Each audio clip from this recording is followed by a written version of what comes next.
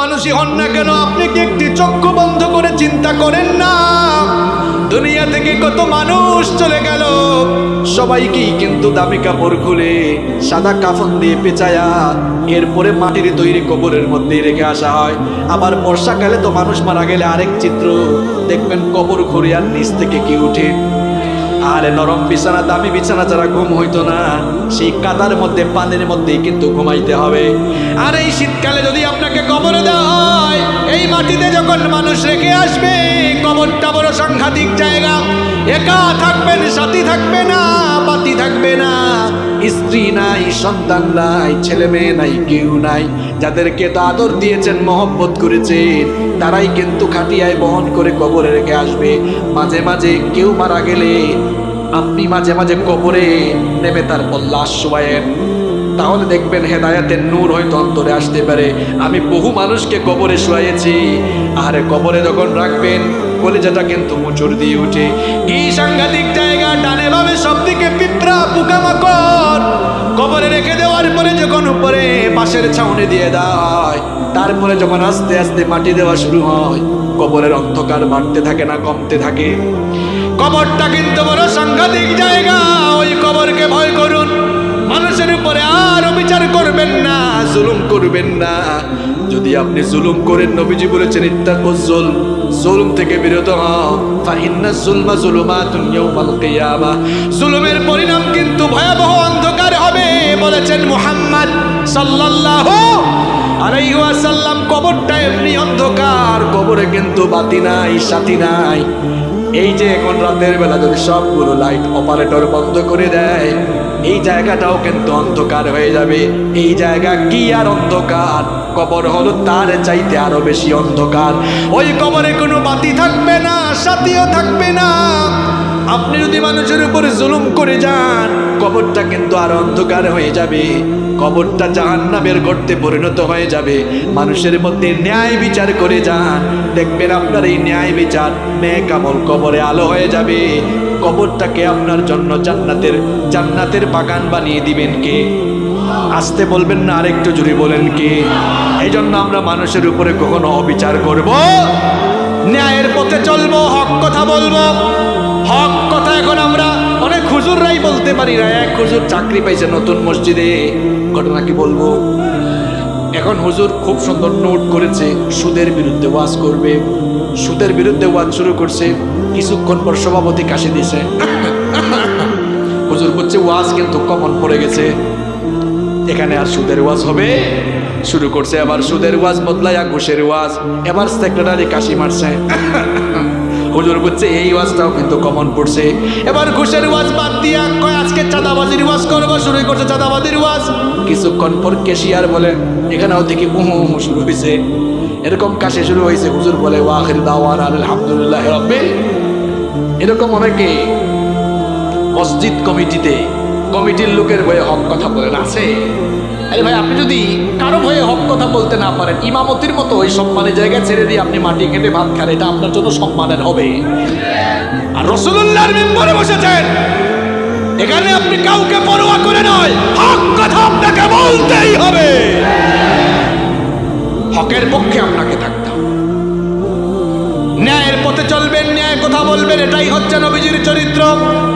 কষ্ট হচ্ছে আপনাদের। নাম্বার 5, আমার নবীর 5 নাম্বার চারিত্রিক গুণাবলী বলছি।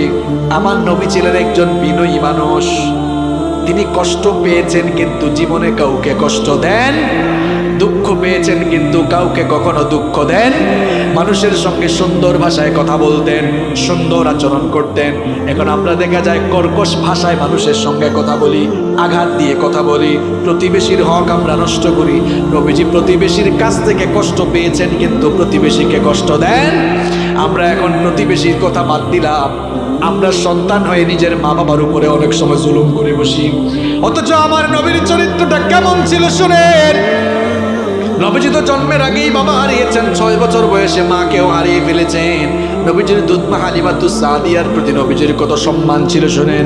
নবীজি একবার সাহাবীদের সঙ্গে এক জায়গায় মাংস বন্টন করছেন, ঠিক সেই সময় একজন বৃদ্ধা মহিলা নবীজির দিকে আসতেছেন দেখে নবীজি ওই মহিলাকে রিসিভ করার জন্য এগিয়ে গেলেন।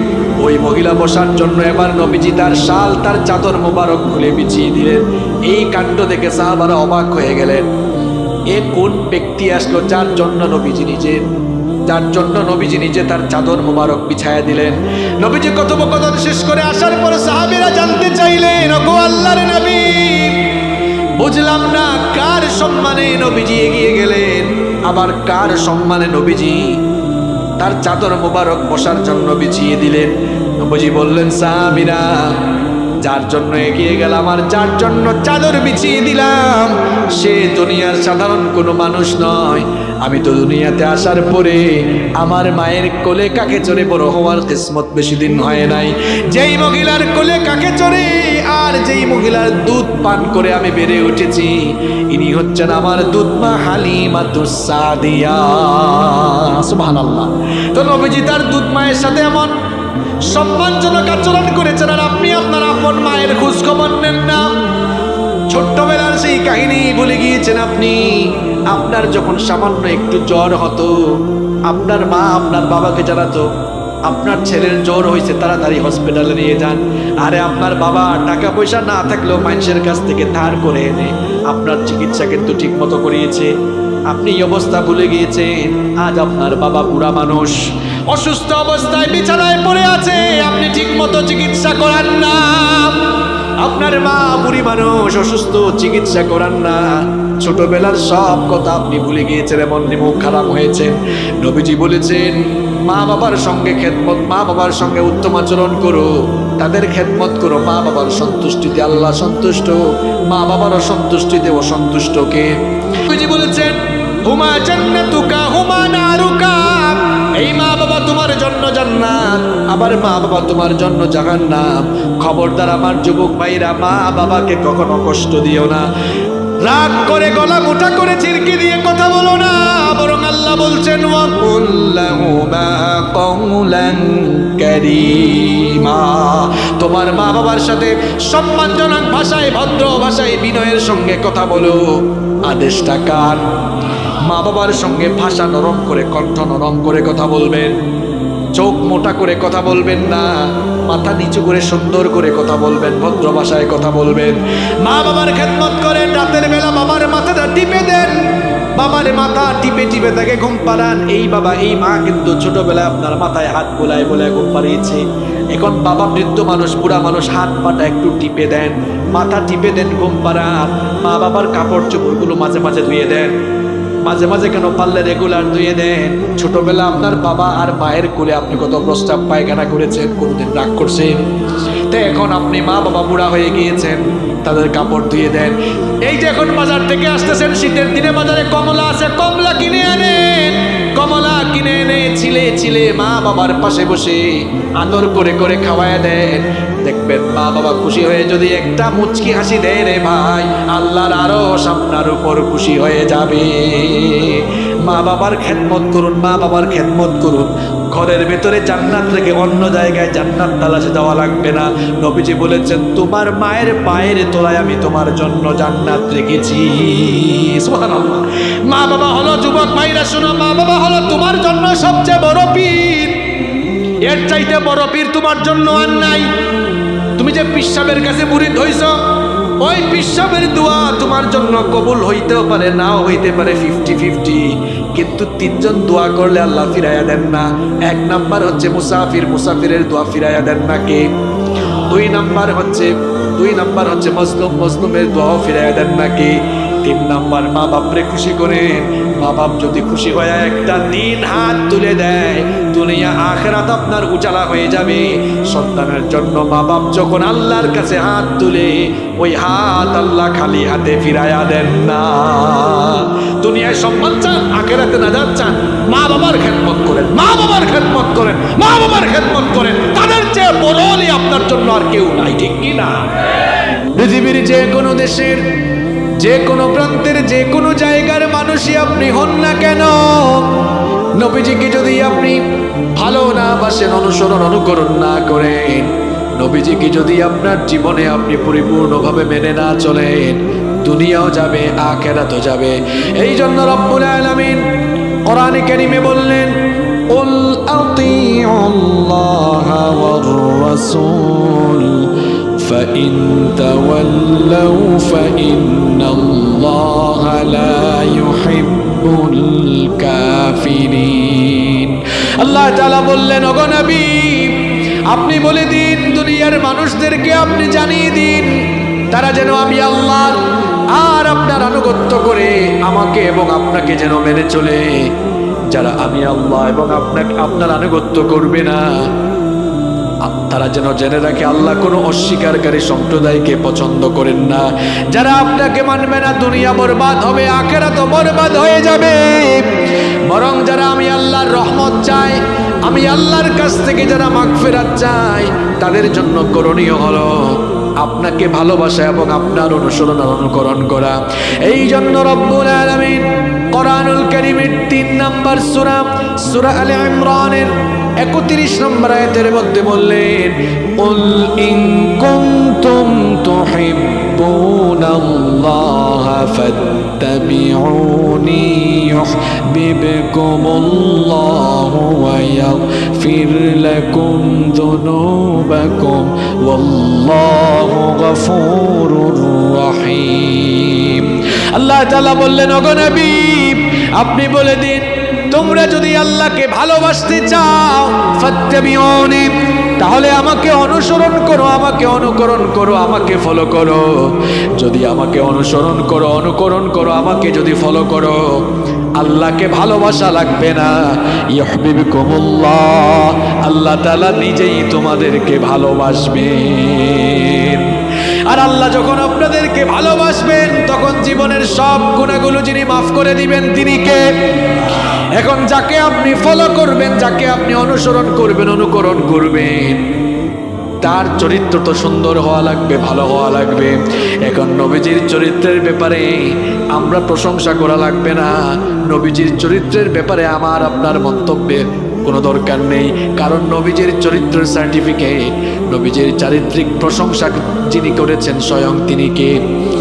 আমরা অনেক সময় মানুষকে চারিত্রিক সনদ দেই, কিন্তু দেখা যায় মাঝে মাঝে এমন কারবারও হয় যেই লোক চারিত্রিক সনদ দেয় তার নিজের চরিত্রই ঠিক নাই। এরকম আছে না নাই? কিন্তু দেখেন নবীজিকে দুনিয়ার সাধারণ কোনো মানুষ চরিত্রের সার্টিফিকেট দেয় নাই, নবীজির চরিত্রের সার্টিফিকেট আরশে আজিম থেকে যিনি দিয়েছেন তিনি কে? কোরআনুল কারীমের 68 নম্বর সূরা, সূরাতুল কলামের 4 নম্বর আয়াতে রব্বুল আলামিন বললেন, ওয়া ইন্নাকা লাআলা খুলুকিন আযীম। আল্লাহ তাআলা বললেন, নিশ্চয়ই আপনি এক পুত পবিত্র সুমহান আদর্শের উপরে প্রতিষ্ঠিত। বলেন সুবহানাল্লাহ। এমন এক ক্যারেক্টার, এমন এক চরিত্র আমার নবীর, মানবীয় চরিত্রের এমন কোনো দিক বা বিভাগ নেই যেই দিক বা বিভাগের জন্য নবীজিকে ফলো করা যাবে না, এমন কোনো দিক বা বিভাগ নেই। বরং নবীজি হচ্ছেন মানবীয় গুণাবলী, বরং নবীজি হচ্ছেন মানবীয় সমস্ত গুণাবলী সম্পন্ন। মানুষের জীবন পরিচালনার সকল দিক এবং বিভাগের জন্য তিনি হচ্ছেন অনুসরণীয় এবং অনুকরণীয় আদর্শ। এই জন্য রব্বুল আলামিন কোরআনুল কারীমের 33 নম্বর সূরা, সূরাতুল আহজাবের 21 নম্বর আয়াতে বললেন, লাকাদ কানা লাকুম ফি রাসূলিল্লাহি উসওয়াতুন হাসানাতুন লিমান কানা ইয়ারজুল্লাহা ওয়াল ইয়াওমাল আখিরা ওয়া যাকারাল্লাহা কাসীরা। আল্লাহ তাআলা বলছেন, তোমাদের মধ্যে যারা আল্লাহ আর আখিরাতকে পাওয়ার আশা রাখে তাদের জন্য আমার নবীর জীবনের ভেতরেই রয়েছে সর্বোত্তম আদর্শের নমুনা। সুবহানাল্লাহ। তিনি হচ্ছেন মানুষের সকল দিক এবং বিভাগের জন্য একমাত্র অনুসরণীয় এবং অনুকরণীয় আদর্শ। বলেন সুবহানাল্লাহ। নবী করিম সাল্লাল্লাহু আলাইহি ওয়াসাল্লামের জীবন সমুদ্র নিয়ে আলোচনা করে দুনিয়ার কোনো মানুষ শেষ করতে পারবে না।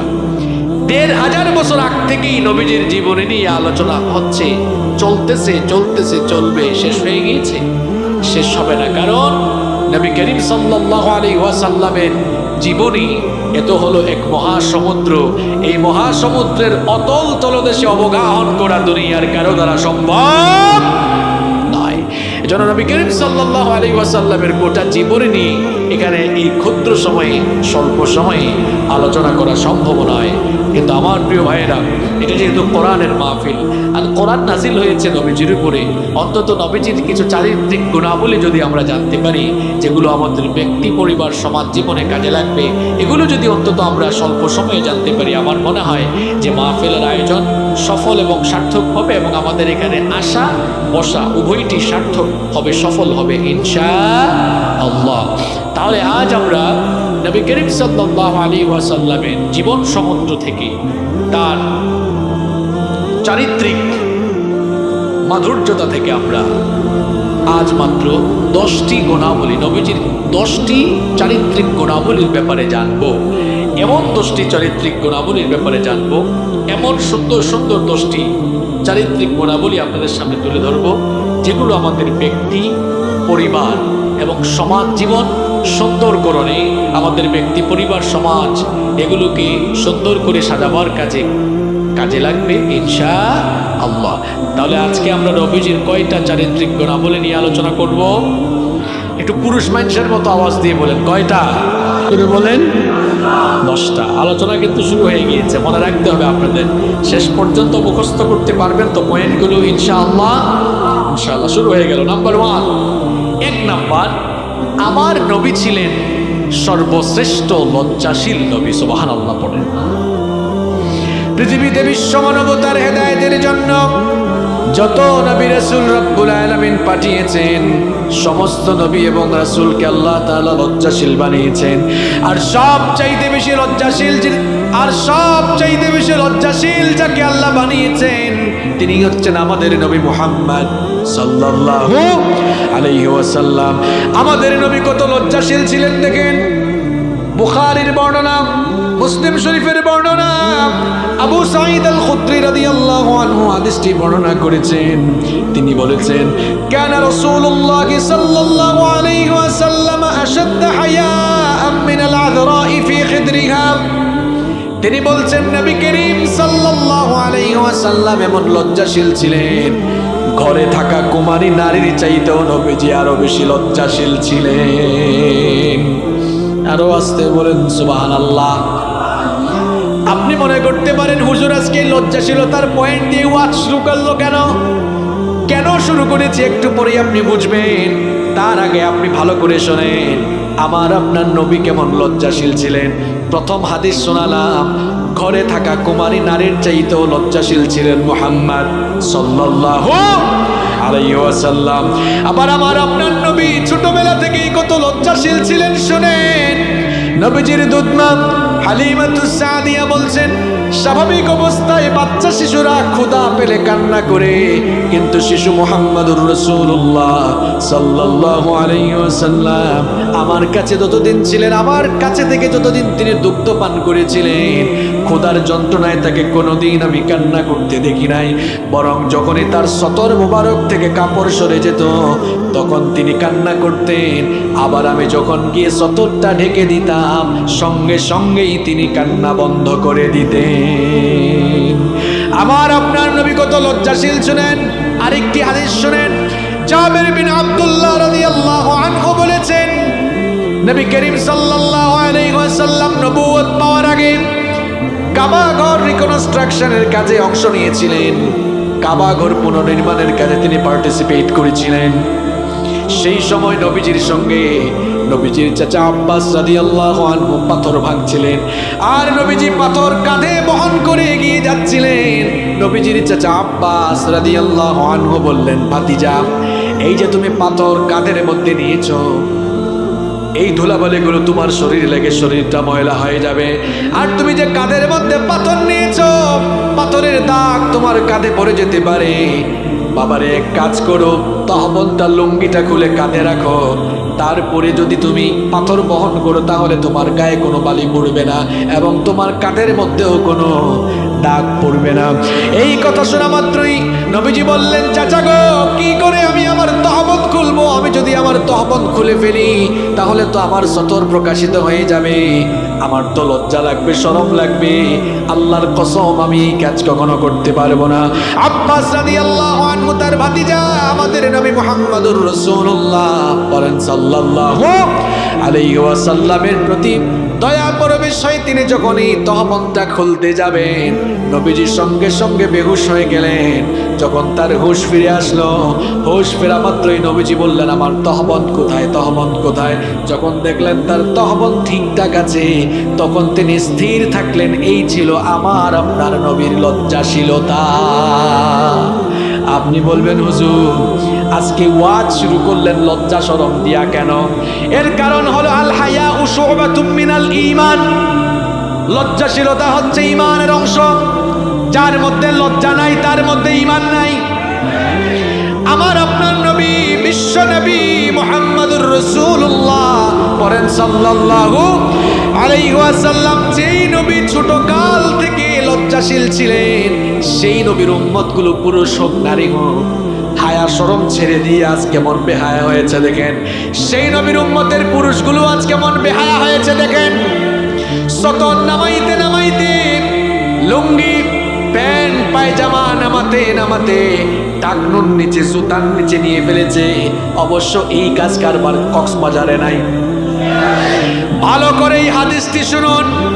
নবীজি বলেছেন, কিয়ামতের দিন ওই বান্দার দিকে আল্লাহ তাকাবেন না, তার সঙ্গে আল্লাহ কথা বলবেন না, তাকে জাহান্নামের আযাব থেকে মুক্তি দিবেন না, তাকে আল্লাহ পবিত্র করবেন না। চারটা কথা বলেছি, কান খাড়া করে শোনো। যুবক ভাইরা, তোমরা ভালো করে আমার কথাগুলো শোনো। নবীজি বলেছেন, কিয়ামতের দিন ওই লোকটার দিকে আল্লাহ তাকাবেন না, তার সঙ্গে আল্লাহ কথা বলবেন না, তাকে আল্লাহ পবিত্র করবেন না, তাকে আল্লাহ জাহান্নামের আগুন থেকে বাঁচাবেন না, রেহাই দিবেন না। সাহাবীরা বললেন, নবী গো, কার ব্যাপারে আপনি এমন ভয়ঙ্কর কথা বললেন? নবীজি বললেন, যে পুরুষ তার টাকনুর নিচে কাপড় ঝুলায়। এজন্য আমার বাবাদেরকে বলবো, আমার যুবক ভাইদেরকে বলবো, লুঙ্গি যখন আমরা পরবো, প্যান্ট যখন পরবো, পায়জামা যখন পরবো, টাকনুর উপরে পরবো নাকি আমরা নিচে পরবো? যুবকরা কই, হুজুর টাকনুর উপরে উঠাবো কেমনে? দেখতে তো খ্যাত খ্যাত আনস্মার্ট লাগে। এই যে আমরা জুব্বা পরি, আমার জুব্বা কিন্তু টাকনুর উপরে, পায়জামাও কিন্তু টাকনুর উপরে। দেশ বিদেশে ঘুরি, কোনো মানুষ কখনো বলে না একটা আনস্মার্ট খ্যাত, কোনোদিনও বলে? বলে বলে কেউ? মনে রাখবেন, নবীর সুন্নাত মানার ভেতরে স্মার্টনেস আছে, ঠিক কিনা বলেন? এই জন্য আমার যুবক ভাইগুলোকে বলবো, প্যান্টটা টাকনুর উপর উঠায় পড়ো, লুঙ্গিটা টাকনুর উপরে উঠাও, পায়জামাটা টাকনুর উপরে উঠাও। আর যুবকগুলো হায়া চরম কেমনে ছেড়ে দিল দেখেন। যুবকগুলো দেখা যায় কেউ কেউ তো আছে জুতার নিচে কাপড় একেবারে নিয়ে গিয়েছে, কেউ আবার উঠাইতে উঠাইতে এরপরে হাঁটুর উপর উঠাই ফেলছে, হাফ প্যান্ট পরে হাঁটে। এই রকম বেহায়া বেশরম যুবক এই এলাকায় নাই। কি ব্যাপার, হাঁটুর উপর কাপড় উঠে গেল কেন? আমার যুবক ভাইদেরকে বলবো, আমার আপনার নবী এমন ছিলেন না। হায়া শরম একটু নিজের মধ্যে পয়দা করো, নিজের কাপড় চোপড় ঠিকঠাক করো, কারণ আল হায়াউ শুবাতুম মিনাল ঈমান। লজ্জাশীলতা ঈমানের অংশ। লজ্জা শরম ছেড়ে দিও না। লজ্জা শরম ছেড়ে দিয়ে এখন তো মেয়েদের পেছনে পেছনে ঘুরো। মেয়েদের পেছনে পেছনে ঘোরা এটা ইসলামের তরিকা নয়, নবীদের তরিকা নয়। ঘটনা তো একটা মনে পড়ছে, আমি কি বলবো? সব নবীরাই লজ্জাশীল ছিলেন, তুমি যে এখন মেয়েদের পেছনে পেছনে ঘোরো। এবার শোনো, খুব সুন্দর একটা ঘটনা যুবক তোমাকে শোনাই। মুসা নবীর নাম আমরা জানি কি জানি না? এটা নরম নবী না গরম নবী? ফেরাউনের বংশের একটাকে এক থাপ্পড় দিয়ে দুনিয়া থেকে বিদায় করে দিলেন। এখন ফেরাউন যখন মুসা আলাইহিস সালামকে ধরার জন্য অর্ডার দিল, আল্লাহ তাআলা মুসা আলাইহিস সালামকে বললেন, ও ও মূসা, মিশর থেকে তুমি এখন হিজরত করো। সাইয়েদনা মূসা আলাইহিস সালাম মিশর থেকে হিজরত শুরু করলেন। দৌড়াতে দৌড়াতে পথ চলতে চলতে তিনি মাদায়েনের একটা কুয়ার কাছে চলে গেলেন। শুনতেছেন আপনারা? মাদায়েনের একটা কুয়ার কাছে গেলেন। মাদায়েনের কুয়ার কাছে গিয়ে দেখলেন কিছু লোক তাদের পশুকে পানি পান করাচ্ছে, আর অদূরে দুইটা নারী, দুইটা মেয়ে পশুর পাল নিয়ে তারা অসহায়ের মতো দাঁড়িয়ে আছে। এদেরকে দেখে তার মনে দয়া হলো, গিয়ে বললেন, সবাই তো দেখি পশুকে পানি পান করায়, তোমরা এখানে দাঁড়িয়ে আছো কেন? তারা বলল, আমাদের গায়ে তো এত শক্তি নাই, এত ভিড় ঠেলে আমাদের পশুগুলোকে আমরা পানি পান করাতে পারি না। এই জন্য এরা যখন পশুগুলোকে পানি পান করিয়ে চলে যায়, আমরা তারপরে সবার শেষে গিয়ে আমাদের পশুগুলোকে পানি পান করাই। সাইয়েদনা মূসা আলাইহিস সালাম মনে মনে চিন্তা করলেন, দুইটা মেয়ে যদি তারা তাড়াতাড়ি তাদের পশুগুলোকে পানি পান করাতে পারে, তাড়াতাড়ি তারা বাড়ি যেতে পারবে। তিনি বললেন, অসুবিধা নাই, তোমরা দাঁড়াও, আমি তোমাদেরকে সহযোগিতা করছি। মূসা নবীর গায়ে শক্তি কম না বেশি? কেমন শক্তি আপনি বুঝেন না, এক থাপ্পড়েই শেষ। ওই নবী আবার সবাইকে ঠেলে এবার পশুর পালকে পানি পান করালেন। এবার ওই দুই মেয়ে তাড়াতাড়ি বাড়ি ফিরে গেল। দুই মেয়েও ছিল শুআয়ব আলাইহিস সালাম, তিনিও পয়গাম্বর। শুআয়ব আলাইহিস সালামের দুই মেয়ে। শুআয়ব আলাইহিস সালাম বয়সের ভারে নজ্জ হয়ে গিয়েছিলেন। জিজ্ঞেস করলেন, কি ব্যাপার মেয়েরা, প্রত্যেক দিন তো বাড়িতে দেরি করে আসো, আজ কেন এত তাড়াতাড়ি ফিরলি? মেয়েরা ঘটনা শোনারা বলল, এক যুবক কোন জায়গা থেকে জানিয়ে আসছে, আমাদেরকে সহযোগিতা করেছে। যুবকটা বড়, এই যুবকটা আমাদেরকে সহযোগিতা করার কারণে আজকে তাড়াতাড়ি বাড়িতে ফিরতে পেরেছি।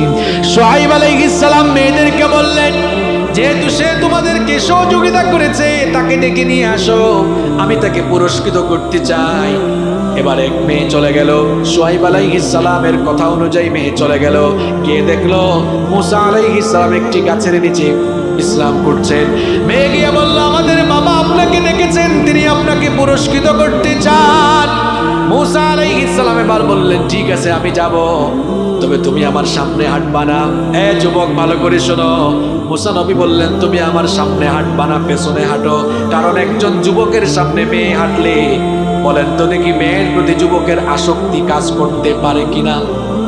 এজন্য মূসা নবী দেখেন নবীদের চরিত্র কত পুত পবিত্র, কত সুন্দর। মূসা নবী বললেন, তুমি পেছনে হাঁটো, পেছন থেকে আমাকে রাস্তা বলে দাও, আমি হাঁটতে থাকবো, তুমি আমার পেছনে পেছনে হাঁটবা। মূসা আলাইহিস সালাম এবার শুআয়ব আলাইহিস সালামের বাড়িতে চলে গেলেন। শুআয়ব আলাইহিস সালাম মেহমানদারি করলেন। এমন সময় মেয়েরা বলল, আব্বু, বাবা, আমাদের ঘরে তো কোনো কর্মচারী নাই, এই লোকটাকে কর্মচারী হিসাবে রাখতে পারেন, কারণ এই লোকটা শক্তিশালী এবং আমানতদার। শুআয়ব আলাইহিস সালাম তিনিও তো নবী, বুদ্ধিমান এবং বিচক্ষণ নবী। তিনি এবার মেয়েদেরকে বলেন, এই যুবক যে শক্তিশালী এবং আমানতদার, এটা তোমরা জানো কেমনে? তখন মেয়েরা বলল, আমানতদার এটা বুঝেছি এইভাবে, যখন তাকে ডেকে আনতে গিয়েছি তখন আমাদেরকে বলেছে, পেছনে হাঁটো, সামনে যেও না। এমন চরিত্র, এটা কোনো সাধারণ মানুষের চরিত্র হতে পারে না। নিঃসন্দেহে এটা অত্যন্ত আমানতদার লোক।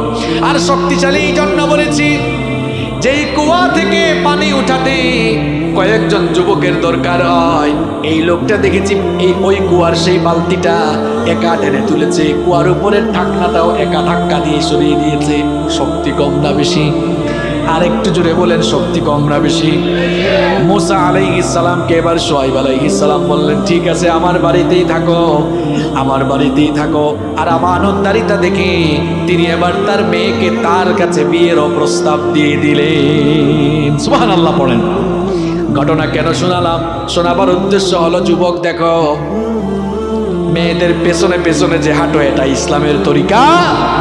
মেয়েদেরকে রাস্তায় নিরাপদে চলতে দাও, সামর্থ্য থাকলে তাড়াতাড়ি বিয়ে করে ফেলো, নিজের চরিত্র নষ্ট করো না, নিজের ক্যারিয়ারটাকে ধ্বংসের দিকে ঠেলে দিও না, নিজের চরিত্র গঠন করো সাইয়েদনা ইউসুফ আলাইহিস সালামের মতো, যাকে আল্লাহ তাআলা এই দুনিয়ার অর্ধেক রূপ সৌন্দর্য দিয়েছিলেন, যাকে দেখে মিশরের সেই যুগের সুন্দরী নারীরা ফল কাটতে গিয়ে নিজেদের আঙ্গুলগুলো কেটে ফেলে দিয়েছিল। আল্লাহু আকবার। তিনি যে ঘরে থাকতেন, সেই ঘরের মহিলা জুলাইখা ইউসুফ আলাইহিস সালামকে দিনের পর দিন তার তার চোখের সামনে দেখে তার প্রতি আসক্ত বেড়ে গেল। আসক্তি বেড়ে যাওয়ার পর একদিন তার দাসীর মাধ্যমে নির্জনে একেবারে খাস কামরায় আমন্ত্রণ জানালো। আমন্ত্রণ জানিয়ে সাইয়েদনা ইউসুফ আলাইহিস সালামকে কুপ্রস্তাব দিল। সাইয়েদনা ইউসুফ আলাইহিস সালাম সেই কুপ্রস্তাব রিজেক্ট করলেন, প্রত্যাখ্যান করে তিনি সকল কেবলমাত্র আল্লাহকে ভয় করে আল্লাহর নাম নিয়ে তালাবদ্ধ দরজার দিকে যখন দৌড় দিলেন, আল্লাহ তাআলা তার উপর খুশি হয়ে গিয়ে তালাবদ্ধ সবগুলো দরজা খুলে দিলেন। এজন্য যুবক ভাইয়েরা চরিত্র হওয়া লাগবে এমন, সামনে দিয়ে মেয়েরা হেঁটে যাবে, আমরা আমাদের চক্ষুকে নিম্নগামী করে দিব, তখন কার ভয়ে? আসতে বললে হবে না, জোরে বলতে হবে, কার ভয়ে? এই বয়সে যদি নিজের চরিত্রের হেফাজত করতে পারে যুবক, বুখারীর হাদিস শোনাচ্ছি, নবীজি বলেছেন মাইয়াতমাল্লি মা বাইনা লাহিয়াইহি ওয়া রিজলাইহি আতমানু লাহুল জান্নাহ। নবীজি বলেছেন যেই ব্যক্তি তার দু চোয়ালের মধ্যবর্তী জায়গা অর্থাৎ জিহ্বা এবং দু উরুর মধ্যবর্তী জায়গা অর্থাৎ লজ্জাস্থান, যেই ব্যক্তি তার লজ্জাস্থানের সতীত্বের অর্থাৎ চরিত্রের জিম্মাদারি গ্রহণ করবে, নবীজি বলেছেন কাল কিয়ামতের দিন আমি তার জন্য নিজেই জান্নাতের জিম্মাদার হয়ে যাব। এই জন্য লজ্জাশীলতাকে নিজের সঙ্গী বানাতে হবে, লজ্জাশীল হয়ে দুনিয়ায় চলতে হবে। রাজি আছেন? মহিলা প্যান্ডেলে তো মনে হয় আছে না? আমার মা বোনরাও আজ হায়া শরম ছেড়ে দিয়া বোরখা ছেড়ে দিয়েছে। বোরখা ছেড়ে দিয়া দেখা যাচ্ছে খালি, এবার দেখা যাচ্ছে বোরখা ছাড়া ঘর থেকে বের হয়েছে। পর্দার এই বিধানটা মোল্লার না আল্লাহর? আসতে বললে হবে না, পর্দার বিধানটা মোল্লার দেওয়া না আল্লাহর দেওয়া। আল্লাহ বলেছেন নারীরা বোরখা পরিধান করে এমন একটা ওড়না গায়ে দিবে যা তার চেহারাকে আবৃত করে দিয়ে বক্ষদেশ পর্যন্ত আবৃত করে দিবে। এই বিধানটা কার? কিন্তু নারীরা এখন বোরখা ছেড়ে দিয়েছে। আবার কেউ কেউ বোরখা পরিধান করলেও টাইট ফিট বোরখা, আকর্ষণীয় বিভিন্ন কালারের বোরখা পরে আছে না নাই? এখন বোরখার বিধান, পর্দার বিধান হয়েছে সৌন্দর্য ঢেকে রাখার জন্য। বোরখাই যদি সৌন্দর্যের কারণ বা অ্যাট্রাকশনের কারণ হয়ে দাঁড়ায়, এই বোরখা আর পরার কি দরকার? আপনারাও তো অনেক সময় আপনাদের ঘরের বউকে, মা বোনকে পর্দা করান না, বোরখা পরান না, আছে না নাই? এই কক্সবাজারে এগুলা নাই? এক ভাই তার বউকে বোরখা টোরখা ছাড়া নিয়ে বের হয়েছে। ছোট ভাই একটা কয়, ভাইয়া ভাবিকে এমনি নিয়ে বের হয়েছে, বোরখা টোরখা নাই। তোর ভাবি কত সুন্দর এটা আমি না জানি? এলাকার মানুষ তো জানে না, এলাকার মানুষের একটা হক আছে না? নিজের বউয়ে সব কিছু এলাকার মানুষ দেখাইয়া, এলাকার মানুষের হক এরকম কক্সবাজার এই এলাকায় আদায় টাদায় করে কেউ? হ্যাঁ, করে না। এরপরে অনেকে আবার নিজের বউয়ের ফটো ফেসবুকে আপলোড মারে। এমন কারবারে কি এই ঝিলংজা ইউনিয়নে আছে নাকি? আমরা কোরআন হাদিস দিয়ে এদেরকে বহু ওয়াজ করলাম। এই জন্য আমি বলি যেমন কুকুর তেমন মুগুর দরকার। কোরআন হাদিস দিয়ে ওয়াজ করলাম, পাগলা বুঝলো না। এই পাগলারে কেমনে বুঝাইতে হয় ওষুধ কিন্তু আমার কাছে আছে, বলবো। বলেন তো দেখি, বউ পার্সোনাল না পাবলিক? আচ্ছা, বাংলায় বলি বউ কি ব্যক্তিগত সম্পদ না জনগণের সম্পদ? আচ্ছা, ফেসবুকটা কি নিজের ব্যক্তিগত সাইট না পাবলিক সাইট? তো নিজের পার্সোনাল জিনিসটাকে পাবলিক সাইটে আপলোড দেয় তারা, নিজের বউকে জনগণের সম্পদ বানাইছে যারা। বেহায়া, বেশরম, নির্লজ্জ কোথাকার, আত্মসম্মান বোধ আর পার্সোনালিটি বলতে তার মাঝে কিছুই নাই। ফেসবুকে আপলোড দিয়েছে বউয়ের পিক, মানুষে কমেন্ট করে ওয়াও, ভাবিকে হ্যাপি লাগতেছে। এই কমেন্টের রিপ্লাইও আরে গাধা কয় থ্যাংক ইউ। আরেকজন কয় ওয়াও, ভাবিকে জোশ লাগতেছে। এ গাধা, কার জোশ কে খায় রে? এরকম আছে? আপনার বউয়ের সৌন্দর্য অনলি ফর ইউ, এটা আপনার জন্য, যেভাবে ইচ্ছা সেভাবে দেখেন, অসুবিধা আছে? আমার ইসলামটা কত পবিত্র, কত সুন্দর। বিয়ের আগে একটা বেগানা নারীর দিকে তাকালে গুনাহ হয়, কিন্তু দেখেন বিয়ের পরে নিজের বউয়ের দিকে ভালোবাসার নজরে, মহব্বতের নজরে যতবার তাকাবেন, যতবার তাকে ছুবেন, যত বেশি ভালোবাসবেন, আমল নামায় তত বেশি নেকি দেন কে? এই জন্য বলেছি যুবক, সামর্থ্য থাকলে বিয়ে করো, না থাকলে রোজা রেখে তৌফিক কামনা করতে হবে কার কাছে? তাহলে হায়া শরম আমাদের ব্যক্তি জীবনে, পারিবারিক জীবনে থাকবে নাকি থাকবে না? নাম্বার 2 নাম্বার হচ্ছে আমার আপনার নবী ছিলেন সত্যবাদী। পয়েন্ট কি মনে থাকবে? 1 নাম্বার কি বলছি? লজ্জাশীল হবেন তো সবাই। পুরুষ মানুষ যারা এখানে, যুবক ছেলেরা আছে, কাটিং এর চুল তোমরা রাখবে। এখন চুল রাখতে রাখতে আমার মহিলার মতো বানাইছে, পেছন থেকে বোঝাও যায় না এটা আপু না ভাইয়া, সামনে আসলে বোঝা যায়। আছে এরকম? আবার এখন দেখলাম যুবকরা কাটিং করে চুল রাখে, কোনো দিকেই চুল নাই, মাঝখানে চুল, দেখলে মনে হয় পাখির বাসা বানাইছে চুলের মধ্যে। এরকম আছে? একটু ভদ্রভাবে চুল রাখো, সুন্দরভাবে রাখো। আবার অনেকে এখন কি নেইমার না নাইমার, নাম কি জানি, নেইমার কাটিং, মাসি কাটিং, মাসি না মেসি, মেসি, এইসব কাটিং চুল রাখে। আবার অনেকে দেখলাম চুল রেখে এরকম মানে কি বলে ভেড়ার মতো কি জানি আবার লাগায়, মানে চুলগুলো কেমন করে ফেলে। অনেকে আবার এদিকে টান মারে, ওইদিকে টান মারে, এমন কাটিং মনে এই অঞ্চলে নাই। কিরে তবে হায়া হইছো কেন? এটা কোন জাতের চুল রাখো? আর মেয়েরাও হায়া শরম ছেড়ে দিয়ে এখন, ইসলামের বিধান তো নাই এখন। এই যে ব্রু প্লাক করে আসে, ব্রু না দিলে তো আপনাকে দেখতে শিলামুরগি লাগতো। ব্রু আল্লাহ তাআলা দিয়েছেন সৌন্দর্য বর্ধনের জন্য, এটাকে আপনি শাসেন কেন? ব্রু প্লাক করাকে হারাম করে দিয়েছেন কে? এটা করতে যাবেন না। আমরা ইসলাম মানবো, ইসলাম মানার ভেতরেই কল্যাণ আছে না নাই? 2 নাম্বার আমার আপনার নবী ছিলেন সত্যবাদী নবী। কিন্তু আপনি ডেইলি কয়টা যে মিথ্যা বলেন, খাতায় হিসাব করলে খাতা ভরে যাবে। কিন্তু আমার আপনার নবী এমন নবী ছিলেন, খুব মন দিয়ে আমার কথা শোনেন, 63 বছরের জীবনে নবীর জবান থেকে একটা মিথ্যা কথা বের হয় না। আমরা এখন সারাদিন মিথ্যা বলি, কম না বেশি? খুব ভালো মানুষ আপনারা স্বীকারও করছেন। এখন বলেন তো, মিথ্যা বলা এটা কি নবীজির চরিত্রের সাথে মানায় নাকি? এটা নবীর উম্মতের সাথে মানায় নাকি? মিথ্যা বলা জায়েজ? মিথ্যা বলা যাবে নাকি বলেন? মিথ্যা বলার কিছু কুফল আপনাদেরকে শোনাই, মিথ্যা বলার কিছু কুফল আপনাদেরকে শোনাই। আমি যদি আপনাদেরকে বলি, বলেন তো কার মুখে দুর্গন্ধ সবচাইতে বেশি? এক জায়গায় মাহফিলে এই প্রশ্ন করেছিলাম, একজন কয় হুজুর ম্যাজিক দিয়া যে দাঁত ব্রাশ করে না তার মুখে দুর্গন্ধ বেশি। আমি কইলাম কি, আপনি কি ম্যাজিক কোম্পানিতে চাকরি করেন নাকি? বলে সেন্সোডাইনার ক্লোজ আপ বিদুষ করলো। তা আমরা মনে করি যে দাঁত ব্রাশ করে না তার মুখে দুর্গন্ধ বেশি। আর নবীজি বলেছেন, কেউ যখন মিথ্যা বলে তার মিথ্যা কথার দুর্গন্ধে রহমতের ফেরেশতা তার দৃষ্টি সীমানার বাইরে চলে যায়। তাহলে বলেন তো দেখি, মিথ্যা বললে যেহেতু রহমতের ফেরেশতার সাথে থাকে না, তাহলে তখন সঙ্গী হয় কে? বুঝে শুনে বলেন, সঙ্গী হয় কে? তাহলে মিথ্যা বলে যারা শয়তানের ফ্রেন্ড, তারা, কথা কি ভুল বলছি? তাহলে মিথ্যাবাদী যারা শয়তানের ফ্রেন্ড। আর একটু জোরে বলেন। এরপরে দেখেন মিথ্যা বলার 2 নাম্বার কুফল হলো, মিথ্যা বলার কারণে মানুষ আর ইমানদার থাকে না। কি হয়?